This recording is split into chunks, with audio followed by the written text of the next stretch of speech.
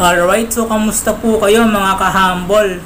Well, anyway, I hope that we are all doing good po. So, bali sa video ito ay alamin naman po natin ang pinagmulan ng pangalan ng Marilao sa Bulacan.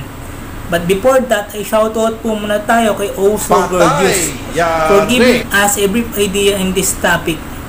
Alright, so shoutout po sa inyo, Oh So Gorgeous, and thank you po sa pagbahagi ng kaalaman. Well, anyway, kung bagong viewer ka nga po sa channel na ito, ay huwag mo pong kalimutan na mag-subscribe. At sama mo na rin po, pati yung bell notification.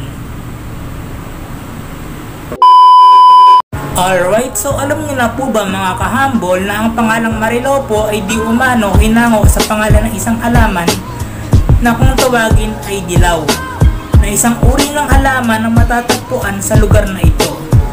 And according to Oh So Gorgeous, nagmula naman daw po ang pangalan ng Marilao sa luyang dilaw.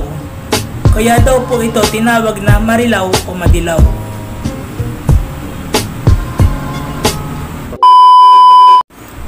Alright, so props nga po kay Oh So Gorgeous sa topic na ito, ano po? At salamat po sa pagbahagi ng kaalaman. Anyway, sana po ay may natutunan po tayo sa topic na ito, ano po mga kahambol? At kung nagustuhan nyo nga po ang video ito, ipaklik na lang po ako ng like button sa ibaba. And please comment down below your reaction and opinion in this topic.